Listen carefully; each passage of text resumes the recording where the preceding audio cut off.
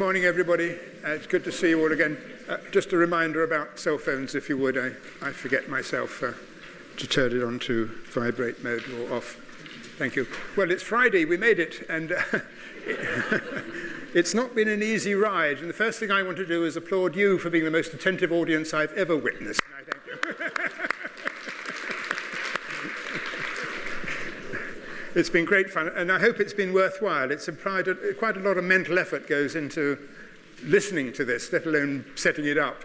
But I hope it's been rewarding. Anyway, today we're going to look at breaking down barriers, we've called it. We're looking at artists who really are pioneers, looking at entirely revolutionary ways of making art. It keeps coming back to the same question, what is art?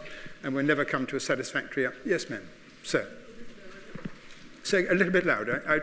I should do my best. I'm sorry. Do shoot your hand up if that happens again. So artists then who are looking at entirely new ways of making art in order to sharpen our awareness of the world about us. It's not just self-indulgence of the artist. It's for our benefit as members of society to become more aware of what's going on. So let's start then with this man, the Chinese artist Ai Weiwei, internationally renowned, as I'm sure you knew, whose clear-eyed vision of what is going on in his native China has brought him into continuing conflict with the Chinese government, to the point that he's been a banned person. I don't need to tell you what that means. His name is expunged from art books in China, not allowed to exhibit, and a period of imprisonment. Acts which, of course, did everything to enhance his international reputation. Descent was nothing unknown to the Ai family. Here he is at the age of 1. He was born in Beijing in 1957, the son of Ai Qing, a distinguished Chinese poet who was arrested and charged with dissidence for writing a poem that was critical of the government. And this is during the early days of Mao Zedong's Cultural Revolution. And he was sent with his family, including the 1-year-old Weiwei, to a rehabilitation camp, a re-education camp, as they called it, essentially a labor camp on the border of North Korea. And there they languished, doing very menial things for several years before being transported to another camp, this time in the extreme northwest of China, on the border in the fringes of the Gobi Desert.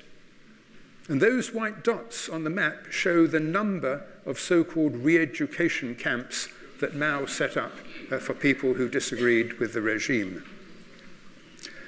In the camp in the Gobi Desert, they were obliged to live basically in a hole in the ground covered with brushwood for several years before they were allowed to build a hut. In 1976, Mao died, and after being in exile for 18 years, the Ai family could return to Beijing. Mao was succeeded by Deng Xiaoping, who promised reforms. And he did indeed institute one reform which was of importance, and that was the reopening of the art academies which Mao had closed. The young Ai, who was now, young Weiwei, who was now 19 years old, enrolled in the Beijing Film Academy in order that he could learn animation. This is what he thought he might want to do.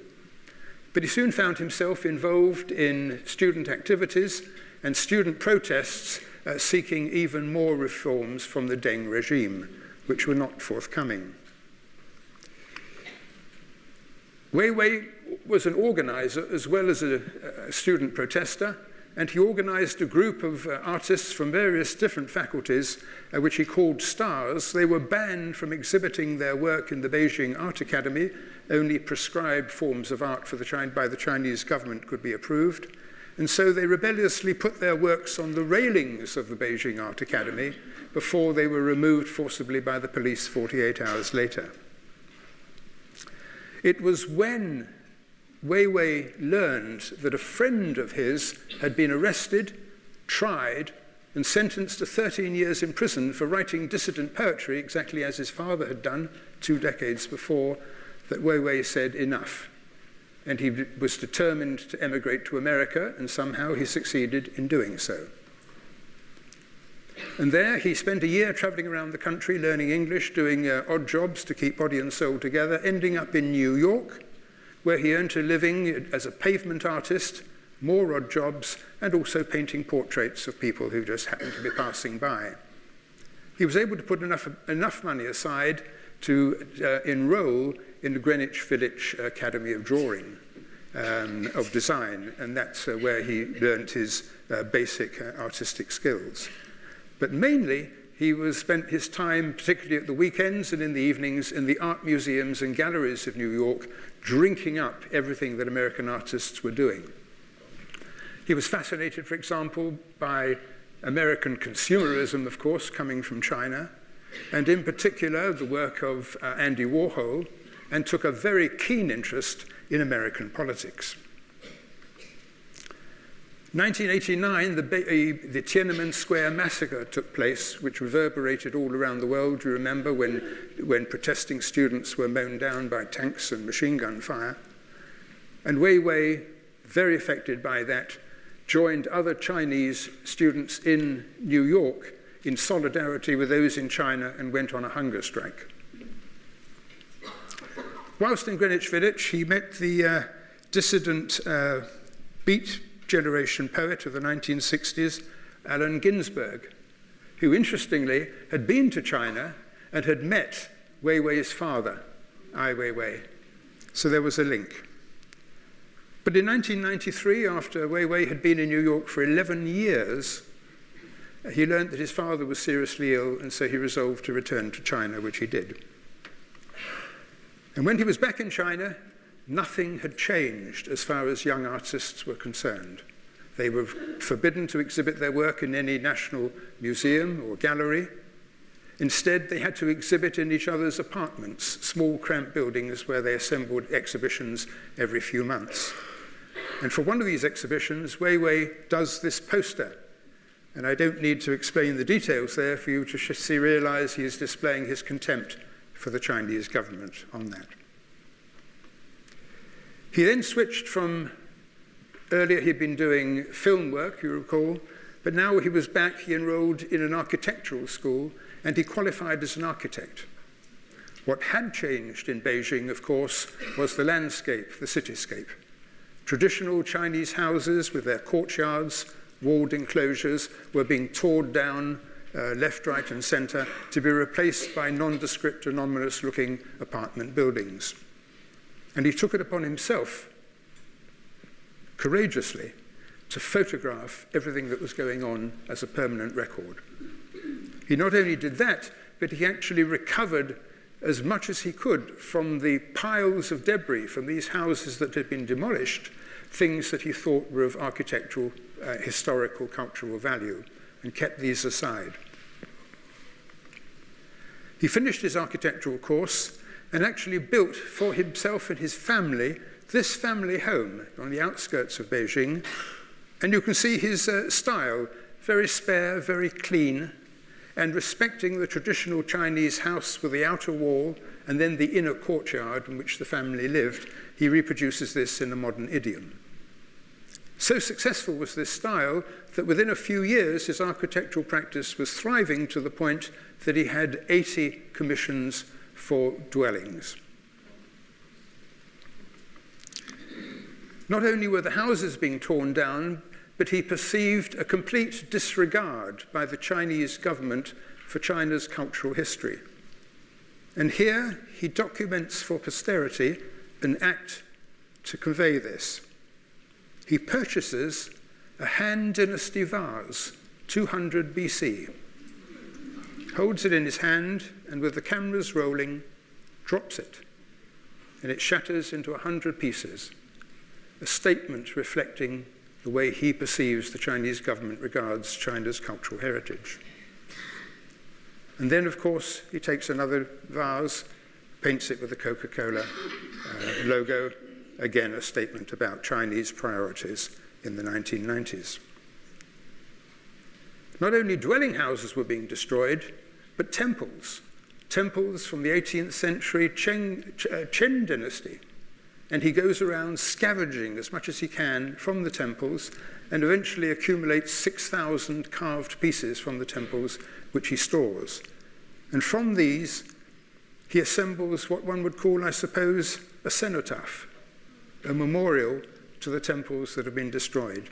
And you can see there various decorative pieces as well as just structural work. And interestingly, he binds it in iron, and on the iron he gives 2 handles. Why? So that visitors can not only look at it and walk around it, but actually embrace it. And then he does something similar with the traditional materials of traditional Chinese craft work. Here, a large cube of ebony with its bosselated tactile surface, just to be touched and seen.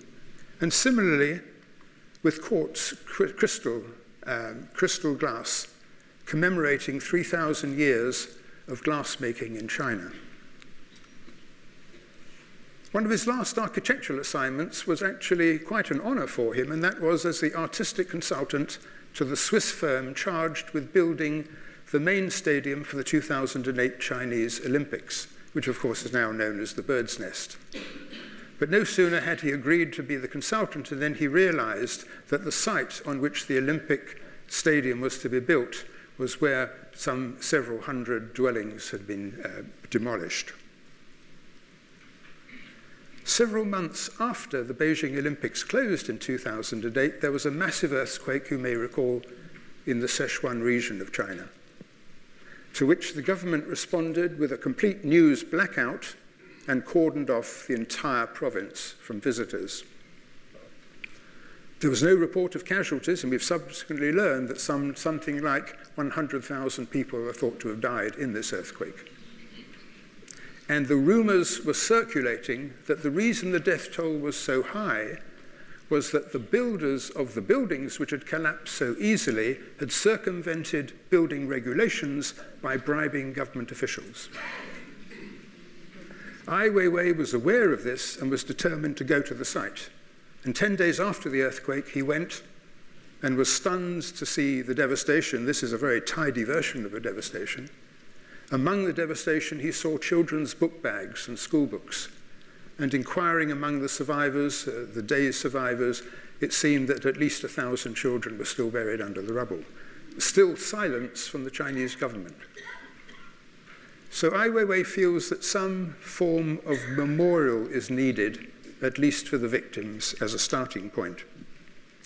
And for this, with his helpers from his large studio in Beijing, he clandestinely buys up the rebars, the reinforcing iron rods from the concrete of which these buildings were made, which then had crumbled in the earthquake, separating the concrete from the iron, and assembles these bent and twisted bars, and eventually accumulates 150 tons worth of these rebars, which he thinks big, this man, there's no question of that. Transport those back to his studio in Beijing. And there, each one is lovingly straightened. For him, symbolically, each one is a victim, and he's restoring the dignity of the victims that hitherto have remained anonymous in this work. And here is the work itself. This is what conceptual art, why conceptual art is a challenge, because if you and I, and we hadn't been chatting about this for the last 10 minutes, had gone to this exhibition, we would have walked right past saying, oh my goodness me, what on earth's all this, iron bars, I want my money back. Understandable. But pause, and here they all are. But what I'd ask you to look at is not the iron bars arranged like that, this 150 tons of iron bars that have been lovingly straightened out one by one, but look at the ends of the bars that we can see at the bottom of the screen there.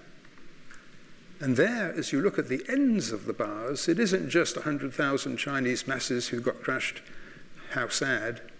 They are individuals. Each end of each bar is different from the next.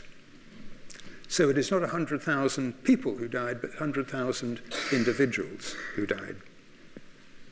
And over the next year, the question was still unanswered. How many children died in that earthquake?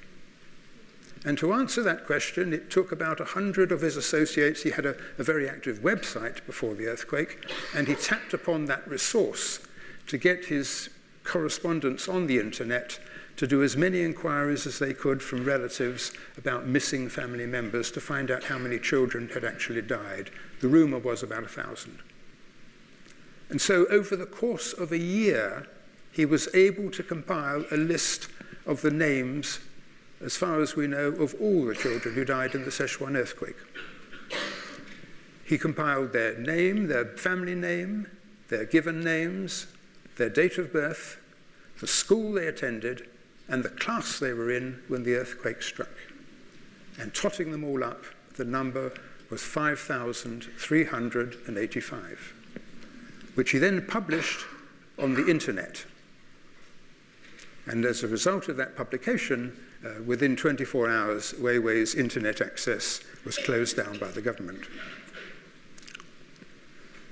Some months later, he was in a town outside Beijing where he was sleeping for the night in a hotel before giving evidence for the defense of a friend of his, a defense witness, for a friend of his who had been accused of defaming the Chinese government.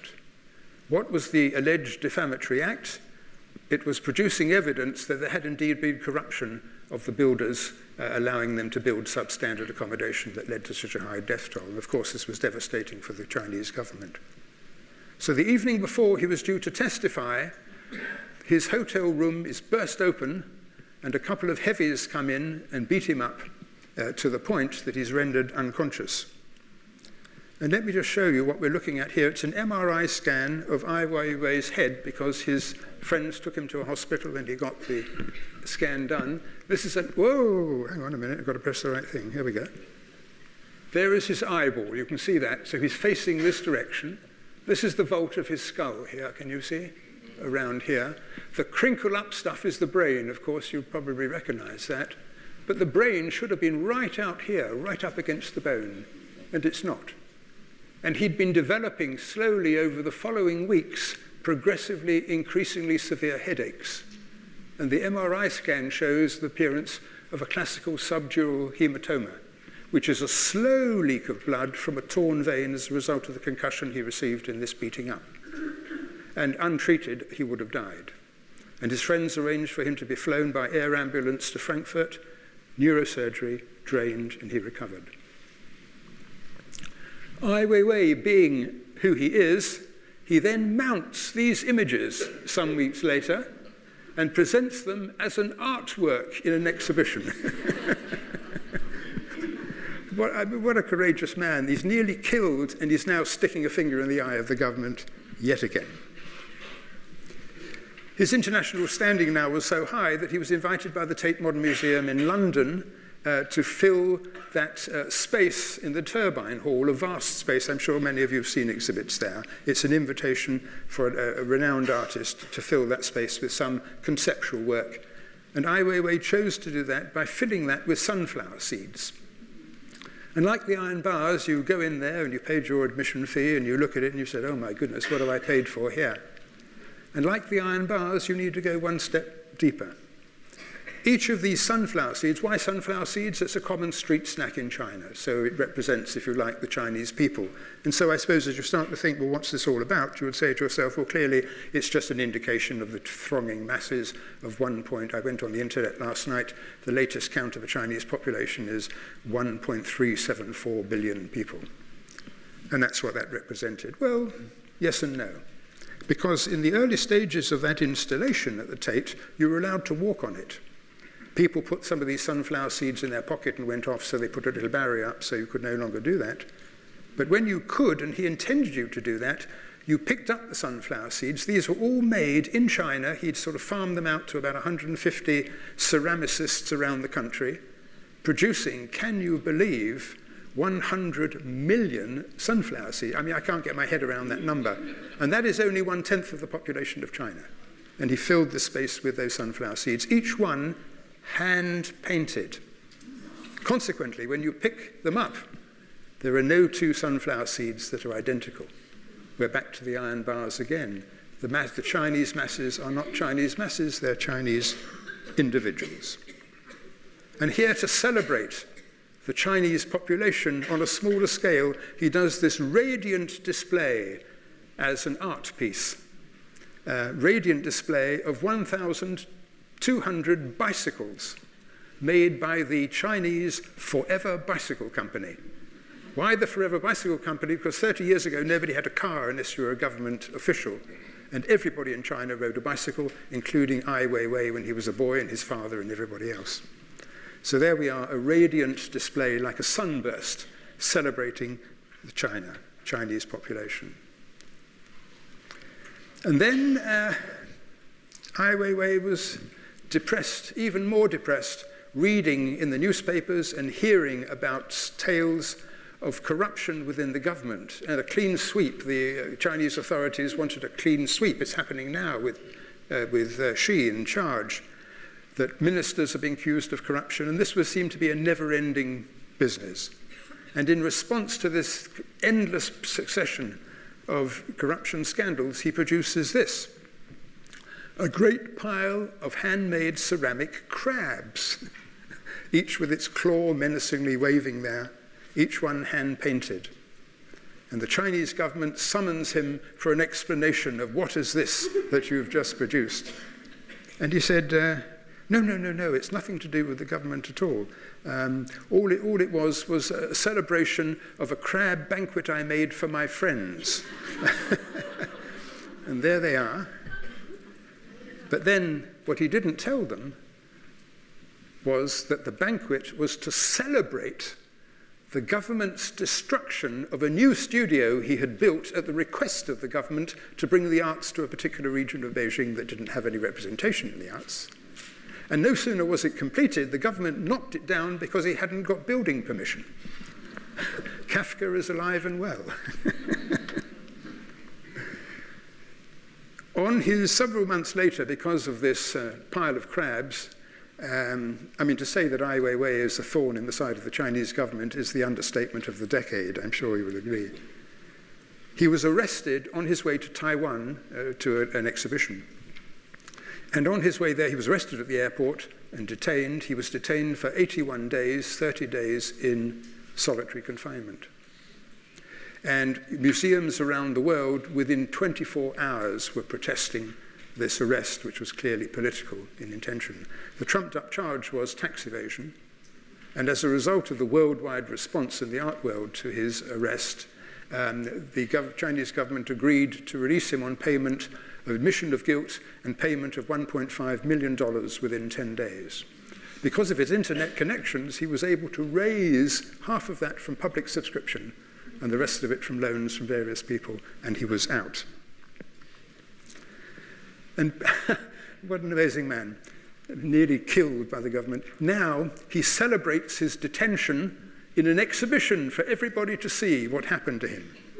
He submitted it for the Venice Biennale, which is a very prestigious every 2 years event. And what he's done, he has half-life scale model of his cell. And he does it 6 times, here on exhibition for the Biennale, in a church in Venice. And it has one hole, a peephole, through which the warder can look. And inside, he has assembled life-size models of himself, together with his 2 warders, who were with him day and night and under strict instructions not to say a word to him. 81 days. This is one of the cells, and they were with him while he showered. And they were with him while he slept, with the light being left on all night, of course. What a courageous man. They released him, the money was paid, but they didn't return his passport. So now, I can't get my head around this man. He's got a death wish, I think. Extraordinary. He wanted his passport back. So what did he do? He does another artwork. This comprises his bicycle against a tree outside his house. And in the basket of the bicycle, every day that his passport is withheld, he puts a fresh flower in the basket. The basket is filling up. Why? Because some 20, 30 years earlier, Chairman Mao himself had issued a proclamation saying, "Let 100 flowers bloom and 100 schools of thought contend to promote the flourishing of the arts and the progress of science." It was a ruse in order to discover the dissidents, who were then arrested and dispatched off to the labor camps. But it worked, and he got his passport back. He's received many, many awards, Ai Weiwei. The most prestigious, he was elected an honorary Royal Academician of the Royal Academy of Arts in London, a membership of many prestigious societies, medals galore, but his most prestigious of all was the gold medal from the Human Rights Foundation in New York, awarded in 2012, alongside Aung San Suu Kyi of Myanmar, for his contribution to human rights and freedom of expression. What a man. Well, let's move on. Somebody equally remarkable, Marina Abramovich. And here we're looking at performance art. This is quite different. You can't really put Ai Weiwei in a category. It's political art, yes, but there's obviously much more than that to it. And here we're looking at a new form of art called performance art. And this was described in performance art. The artist uses his or her own body as the medium of expression. Ai Weiwei used his own body half size, but really it was part of a tableau and the idea wasn't just the body. But for performance artists, it's the very body itself and what the body does that is the artwork. And that sounds all a bit fanciful, but I think you'll see there is something to it. And Marina Abramovich is one of the pioneers of this form, a Yugoslav performance artist, who said, acting is pretending, performance is real. And she's a real-life person. The object of the performance artist is to engage the viewer, the participant. And here, we engage the viewer viscerally. Here is the French performance artist Yves Klein in his leap into the void. Now, nowadays, you say, well, that's Photoshop, dead easy. This was in 1970, before Photoshop, so I'll leave you to think how he did that. He only did it once.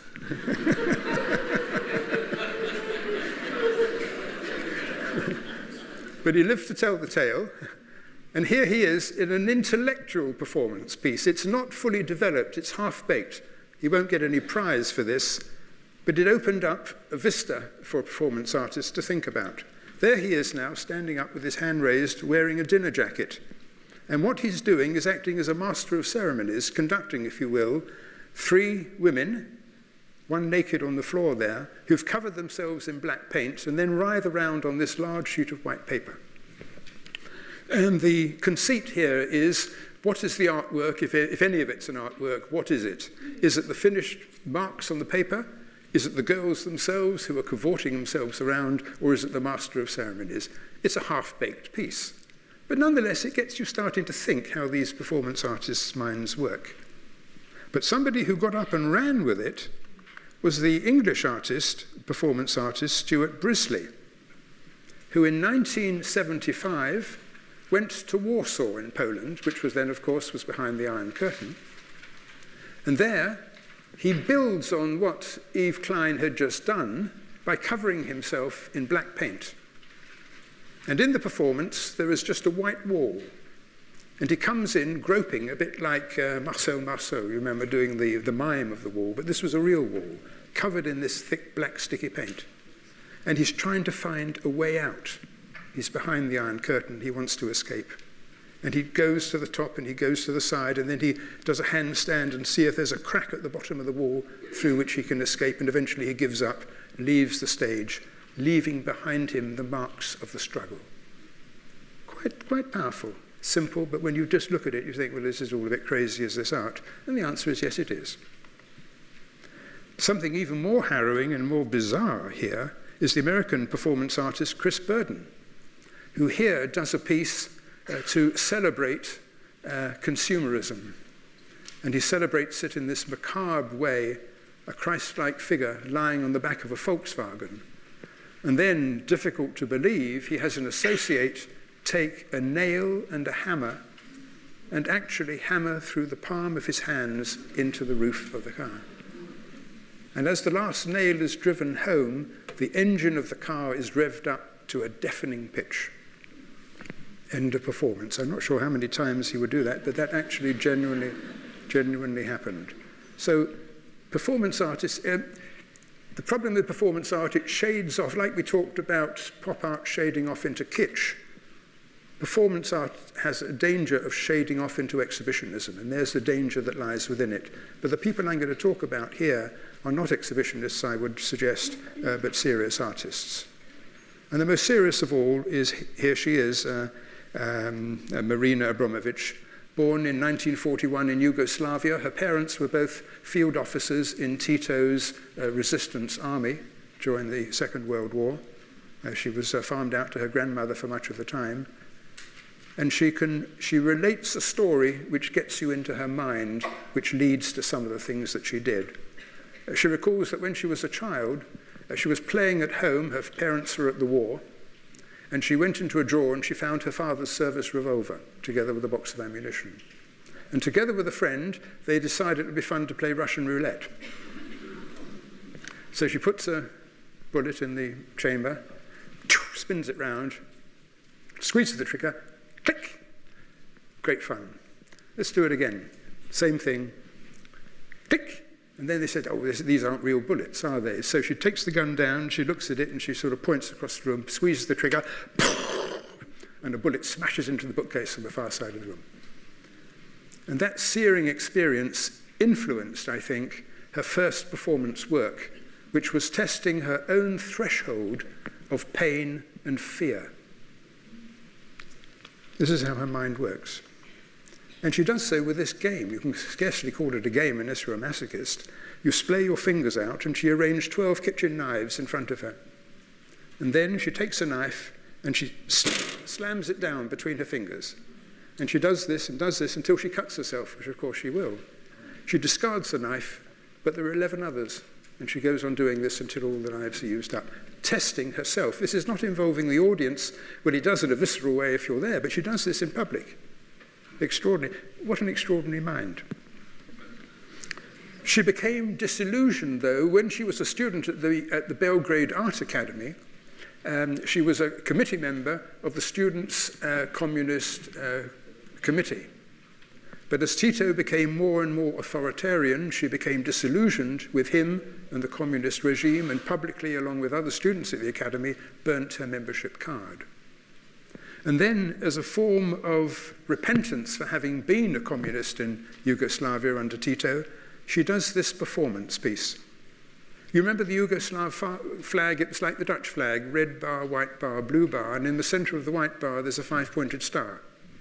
And here she reproduces the Yugoslav flag 5-pointed star, and around the margin she's filled it with petrol-soaked wood chips, which she then sets alight.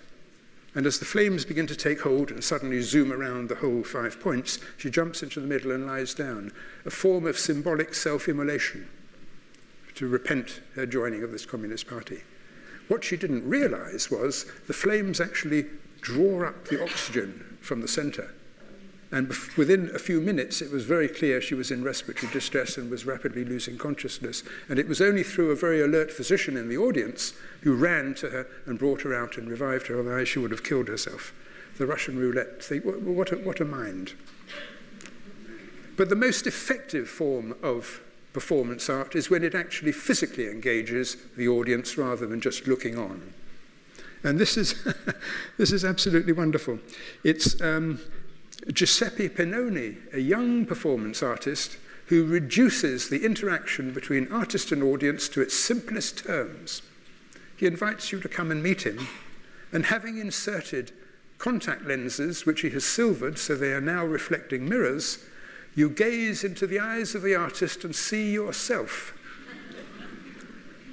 Conceptually, that is absolutely brilliant, isn't it? Isn't that what art is all about? You should see but by definition, art transports you out of yourself, and in the simplest of ways. What an intellect to have done that. This is performance. You say, goodness me, what's this crazy boy doing? But when you think about it, it's actually brilliant, I think. And then there's Yoko Ono, who goes a step further, engaging with the audience. She invites the audience to come up. She sits down, she's squatting on the floor there, and beside her she's got a pair of scissors. And she invites a member of the audience to come up and snip, snip, and just snip any item of clothing they want. Why? Because she wants the members of the audience to consider vulnerability, abuse, even eroticism. These are the thoughts that go through your mind as you see this performance. Marina sees this and takes it one step further. She arranges not a pair of scissors, but a table with 42 objects on it. And on these objects range from a feather, a flower, a pot of honey, to a chain, a scalpel, and a gun with one bullet next to it. Members of the audience, look how eager they are.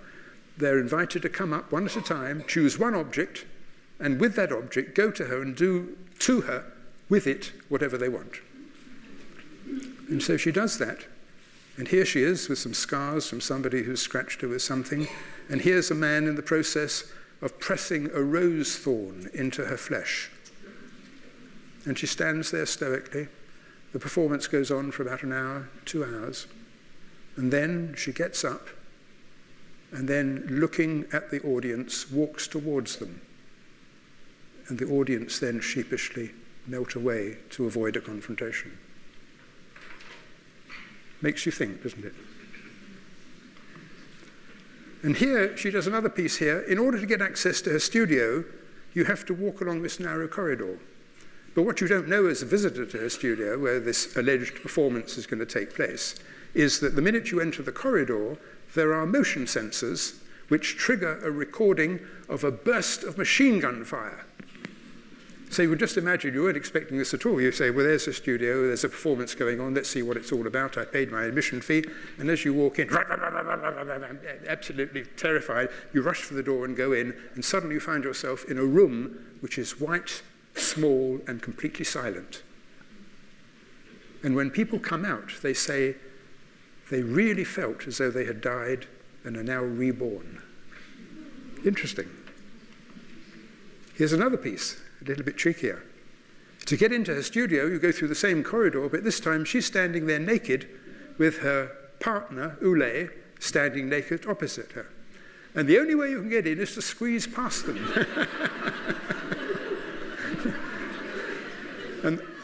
and the question is, which way do you turn?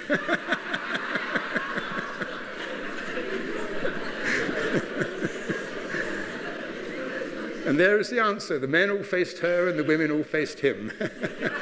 But I suspect if their sample number was higher, we would have found the inverse. And here's another piece, engaging with your viewer, with your audience. Here she sits, a chair, a table, and an empty chair. People lining up to take turns to sit in the empty chair. And this piece, I think she just called Meeting the Artist or something similar. And she sits there dressed, and she just looks. And the rules of the game are that you just sit there, you say nothing, make no sound, but you maintain eye contact with the artist. And people can sit there for as long as they like, 30 seconds, 2 hours, whatever. Most of them sat between 5 and 8 minutes. And when they had finished and came and made way for the next person, they all said they really felt they understood the artist. Isn't that extraordinary? So you see, it's a mind game. But after all, how do we perceive things but with our mind?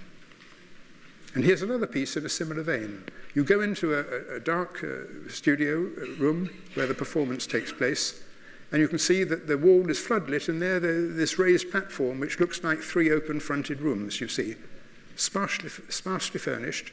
And as you come in, you're just invited to sit down quietly and not say anything. Marina is standing there at the edge, looking at the audience. Complete silence, except for a ticking metronome. This goes on, and she stands there. Nothing happens.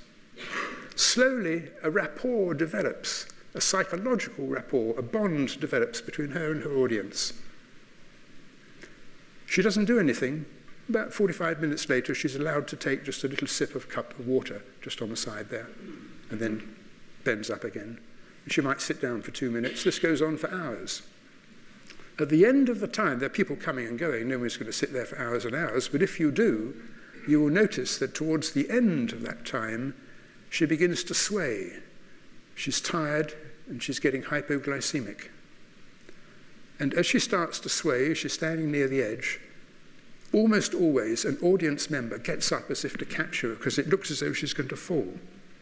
But as you approach her and want to go up the steps to the ladder to save her, you discover that the rungs of the ladder comprise upturned knives. Exactly. And so I say, well, what is it all about? Question and answer, multiple choice. And to my mind, what it's about is how far would you go to save a friend? Interesting. Huh? What a mind. What a mind. The Yugoslavia, you remember, broke up in the 1990s with a series of devastating wars with the creation of Bosnia-Herzegovina. Yugoslavia broke up, Croatia, Kosovo, and word came out very soon of atrocities performed by the Serbian military in battle. Marina was not a Yugoslav, she was a Serb, and she was deeply, deeply, deeply troubled by what her countrymen were doing. And to make amends, like she got into the middle of the star as a form of trying to reconcile herself, she takes a human skeleton covered in ash, and then wearing a pristine white robe, a brush and some water, meticulously over several hours lovingly removes the ash and cleanses the skeleton bone by bone. But when the massacre at Srebrenica came to light in 1995 in Bosnia, when you remember it's now estimated some 8,000 men and boys were rounded up and summarily executed, again perpetrated by the Serbian army, cleansing one skeleton was inadequate. And what she did, she assembled 1,500 beef bones in a great pile. And again, wearing a pristine white robe, a brush and some water, lovingly cleanses each bone, one by one.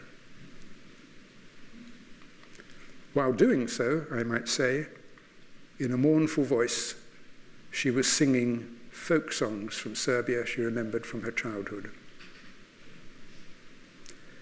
She was exhausted, as I'm sure we are emotionally, witnessing all this, performing this, and she felt that she was getting on now in her career, and she felt she really needed to perform something that touched her soul in a way that wasn't so searing.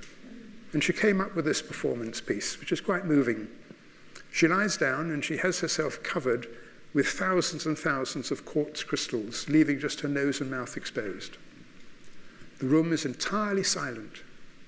And then, as your ear tunes to the silence, you hear a gentle little tinkle, tinkle, in rhythm with her breathing. It's more for her than for the audience, but I think you can see how her mind works. She received many, many awards, needless to say, but her greatest reward, I think, is not the medals she received from all people all over the world, but the fact that it is through her that major museums around the world are now dedicating space to performance, which, thanks to Marina Abramovich, is now recognized as a legitimate art form. So I think a big bravo to her for that. And then finally, let's look at artists who look at the earth and use the earth, not their bodies, but the earth as their medium for artistic expression. Now, of course, landscape artists have been doing this for centuries, but they have been looking at the earth as an objective, as a subject for their painting. What the so-called land artists do is actually use the earth itself as the medium of their work. And what they're striving to do is to explore the forces that shaped the earth and consider man's place in it. So you can see it's quite different from landscape painting. 10 years, this all started in the 1970s. In the 1960s, it was Rachel Carson, you remember, who raised the alarm, reminding us we are custodians of the earth, and unless we pay attention to the earth, there will be a time when birds will no longer sing. But it was the space age in the 60s and the 70s that gave us, I think, gave all of us in the world a jolt as we looked at the earth for the first time from a perspective never seen before. And then, of course, we came to realize that the earth was nothing more than just a magnificent blue pearl poised silently in the blackness of space. comprising earth, water, and clouds. And I think we realize the vulnerability. I mean, that one image, it's become almost so commonplace. Andy Warhol would have done a silkscreen of it, I'm sure. But nonetheless, I think it still has that enormously emotive power, doesn't it? That image after all these years. And this motivated the first of the real land artists, Robert Smithson, an American, who he knew that the Earth formed from a ball of stardust condenses, great heat by everything crushing down with its own force of gravity, a molten iron ball, crust of the Earth forming progressively, and then the sea is formed. And the land artist Robert Smithson, really the pioneer of this whole medium, wanted somehow to re-establish the link between the Earth, the land, which seems so separate from the sea, because he knew at one time they must have been all together. And he did so by constructing this, what he called spiral jetty. It's a walkway nearly over half a mile long by the time you go around the spiral there, which he built himself out of stone from the bank of the Great Salt Lake in Utah. And he carried this into the Great Salt Lake, into the water, spiraling around. And the idea was just conceptual, somehow to link, and he wanted people to walk along this as if they were sort of straddling that barrier between, we're used to the seashore, but that wasn't what he was about. He wanted to link conceptually the sea and the earth, and to do so he'd invite you to walk along that. What he didn't anticipate was that there would be tremendous storms which would raise the level of the water of the Great Salt Lake, so it actually disappeared from view within the year that he built it. It remained submerged for 7 years. And 7 years later, there was a great drought. The waters went down, and now it was all transformed. It looked much more beautiful than before. The outer stone that demarcated the walkway was now crusted in salt crystals, and pink algae were blooming in the pools of residual water there. And now this was a great adventure to walk down this. And as you walk down it, you walk down and you're going in an anti-clockwise spiral as if you're walking back in time. And that effect is enhanced by the hot desert sun beating down on your head, which makes you fanciful at the best of times. But here you are in this environment, and you really imagine you're going back in time. And then conversely, you turn around and then you walk all the way back again, as if you were one of the first creatures coming out of the water, slithering onto dry land, our ancestors from millions of years ago.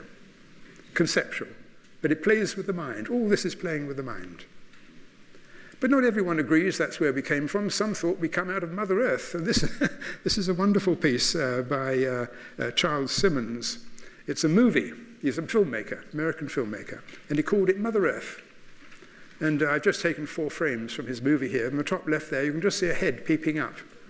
And there is a shoulder coming up, and his other shoulder, and here's his arm, and here he is crawling out of the earth. This is the origin of man, according to this. Isn't that a lovely idea? And then, of course, everything comes to an end, and there we are, disappearing back into the air.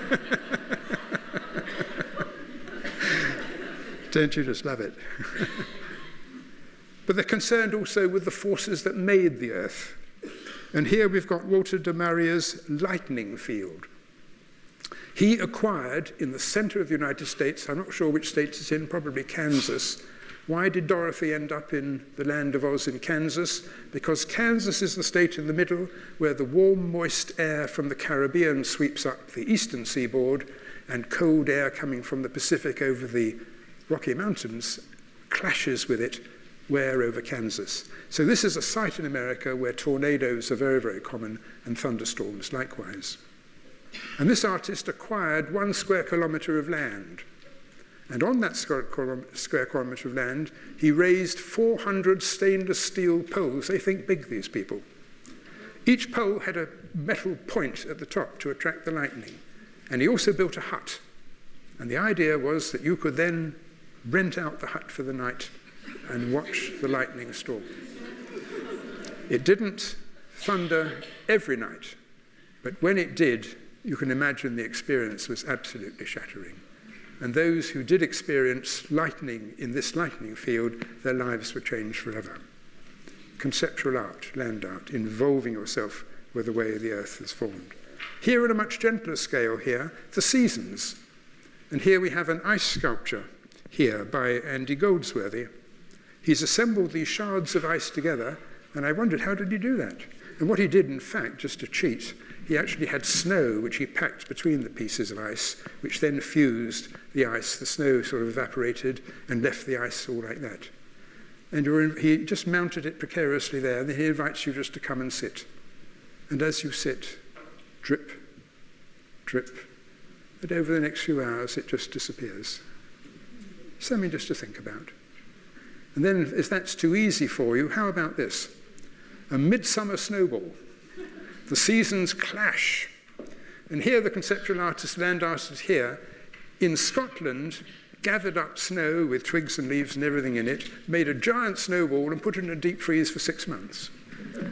And then when is Midsummer's Day? Is it the 21st of June or thereabouts? So the night of the 21st of June, he ships it down in a refrigerated vehicle. Midsummer Day, plonks it on the pavement as commuters are going to work. Jack it off, it's so hot. And they have to walk around this snowball. Just makes you, well, you're not going to get a Nobel Prize for this, but it makes you think. But here's somebody who recognizes that man and earth are really part of the same thing, harmony. And this, of course, is the English artist Anthony Gormley. Sir Anthony Gormley now, I should say. Man as part of nature. He had made for him casts of his own body in iron, many, many of them, and he's used these for many purposes in many exhibitions around the world. But here, it's just the cast of his body, and in this particular photo we see 3 of them, but there are many more. And he's assembled them on the mud flats off the English coast at low tide. And in England, being so northern, tides have a range that go up to 14, 16 feet. And so there is man, swept by the wind, and then the tide comes in, and he's completely submerged. The tide goes out, and he reappears. Isn't that a lovely thought? Man and nature as one in harmony. The concern of Nancy Holt, an American land artist, is man and the cosmos. And here she's assembled in the Arizona desert 3 cylinders of concrete. And you say, well, goodness me, is this an artwork? Yes. The cylinders are big enough for you actually to walk into, and she's lined them up with the summer solstice sunrise. She's perforated the walls. You can see on the left-hand side there, that horizontal cylinder, there are perforations in the wall to let in little bits of light. And the concept here is as you go into the cylinder and just look, your eyes get used to the dark, and that is what you see. And in fact, this is Nancy Holt's Chapter 1, Genesis. And the Lord created the heavens and created the earth, and in the heavens he put the sun, the big disk, the moon, the small disk, and the stars. Elegant, don't you think, just as a concept? The sun, of course, has always been central in men's culture since the beginning of time. And then the Danish-Icelandic artist Olafur Eliasson was commissioned again for that cavernous space in the Tate Modern Museum that we saw Ai Weiwei with his sunflower seeds. He brings the sun indoors so effectively that members of the audience, the visitors to the museum, sat themselves down in the sun and started stripping off their clothes. And they really did. Isn't that a lovely, lovely thing? And then, of course, there's Christo, who paradoxically gets us to focus on the landscape by concealing it. Very clever. My first reaction to Christo, well, this is just a gimmick, he's got a lot of money and the whole thing is nonsense. Not so, because he's wrapped here 2 kilometres of coastline just south of Sydney in Australia with these cloths. He's got mountaineers and rock climbers who put the ropes there to keep it applied like that. And the municipality allowed him to keep that in place for 2 weeks. And hordes of visitors came. And as you look at it, you're visualizing in your mind's eye, what the terrain really looks like. So that, having witnessed that, when you next time go along the shoreline, your eye is that much more finely attuned to the details of what you're looking at. Clever stuff, I think. In the urban setting, of course, we're used to buildings, and he did the same here. This, of course, is the Reichstag building in Berlin. And he had permission from the Berlin authorities because there was a sort of interregnum when following the Second World War, it was left in desolation. But then with the reunification of Germany, the government from Bonn was then going to reinstall itself in Berlin, and the Reichstag building had to be restored, basically, for the new parliament. So there was a period before the restoration work began when Christo got permission to wrap the Reichstag building in cloth, which he did. And the cloth in which he wrapped it, he sprayed with an aluminium film so that the light glinted off it. And I'm not sure how many million people came to see this, but it was quite an experience. For two reasons. In exactly the same way as we saw the landscape cliffs just south of Sydney wrapped up, making us think what's behind there, and it's sharpening our senses for the future, so we do now with architectural detail. And as you can see there, we can see the architectural detail, and that trains us to look at architecture perhaps more thoroughly than we otherwise would. And I suppose on another plane, it may make you think about what actually took place in that building in the 1930s and 1940s. And then finally, we have Richard Long, an English land artist, who is the most conceptual, abstract, and intellectual of all the land artists. And I feel courageous enough to present him to you here because you've been sitting here for 5 days and your intellects are as sharp as can be now. What he's done here is assembled pieces of granite which have been carved into slivers and arranged them on the floor of an art gallery in the shape of a circle. And that is the artwork. Now, I won't ask you what does it mean, but I'll tell you what I think it means. Granite is the oldest form of mineral of which the Earth's crust is composed. So this represents, to Long, the origins of the Earth. Why has he arranged it why are there shards? Because of man's intervention. Why is it in a circle? Because the circle was the first geometric form conceived by the ancient mathematicians. Isn't that lovely? And now he goes on a walk in Scotland across the granite hills. And he wants to commemorate his walk. Walking was his thing, man and nature. And so he commemorates his walk by assembling these stones as a marker. But then, in the same way that Ai Weiwei was distressed that things were changed on account of something new, Long was concerned that he now had altered the environment which he respected so much. So he wasn't happy with this as an artwork. So he tries something different. It's all in the mind. The next thing he does, he says, well, I'm not going to alter anything permanently, but I want to leave trace that I have been here because I'm trying to conceptualize, I'm trying to concretize the concept of man and the earth. So he decides now not to walk across the granite and put stones up to commemorate, but simply to walk across a meadow in a straight line, 1 foot in front of the other, flattening the grass blades. And because of that, the light glints off that and it looks like a white line, but it isn't. It's just the sunlight shining off the flattened grass blades. And he's happy because he knows the grass blades in a couple of days' time, particularly after a rain, will spring back and all trace will be gone. But then he's left vacant because he doesn't want it all to be gone. He wants to convey this concept of man and nature, all in the head. So he tries something different. He goes on a 10-mile walk across Exmoor. I don't know if you've done the 10-mile walk on Exmoor in the southwest of England. And he does the walk, and it takes him how many days, I don't know. And then he says, well, I must leave a mark of this walk. He didn't do anything on the land. Too much respect for the land to do that. So he takes an Ordnance Survey map. Do you remember Ordnance Survey maps? They have exquisite detail of geological features, of man-made markers, of remains of ruins and various things. And he draws a line, start, in the bottom right-hand corner there, diagonally across, and ends up in a wood. And that's the artwork. All right, well, if you say so. Well, it is. Because you find yourself, as you look at this, knowing what's in his head. That's the key. Knowing what's in his head, you start the walk with him by walking your mind along this line. And as you do so, you look at what's marked on the Ordnance Survey map. And you see that he crossed a stream, and then there's a hill to his right, and then you cross a main road, taking care. And then more streams go into a little dip up, and then there are some ruins of an old abbey. And then here, another contour line, you go up and then you go down. It's very bleak because you can see a long way. The wind is coming in your face. And then you end up in the wood. You can almost feel, if you allow yourself, the spring of the turf and moss under your feet and feel the cold of the wind in your face. And this is what he was after. But then,